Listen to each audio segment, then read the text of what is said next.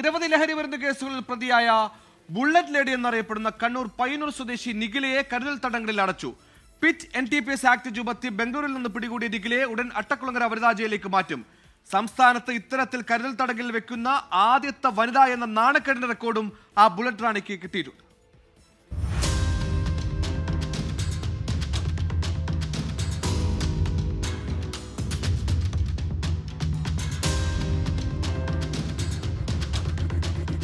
പോലീസിന്റെയും എക്സൈസിന്റെയും NDPS crime റെക്കോർഡുകളിൽ സ്ഥിരം സാന്നിധ്യമാണ് ബുള്ളറ്റ് ലേഡി എന്നറിയപ്പെടുന്ന നിഖില. പയ്യന്നൂരിൽ നിന്ന് ബംഗളൂരുവിലേക്കും തിരിച്ചും നിരന്തരം യാത്രകൾ, തിരികെയുള്ള യാത്രകളിൽ ലഹരിക്കടത്ത്, നാട്ടിലെത്തിയാൽ ബുള്ളറ്റിൽ കറങ്ങി ലഹരി വിൽപ്പന.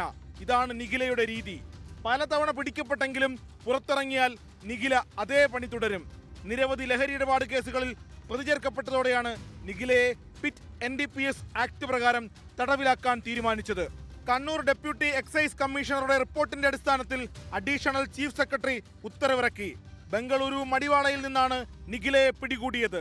പിറ്റ് NDPS പ്രകാരം വിചാരണ കൂടാതെ 6 മാസം വരെ കരുതൽ തടങ്കലിൽ പാർപ്പിക്കാം. നിഖിലയെ അട്ടക്കുളങ്ങര വനിതാ ജയിലിലേക്കാണ് മാറ്റുക. 24 കണ്ണൂർ.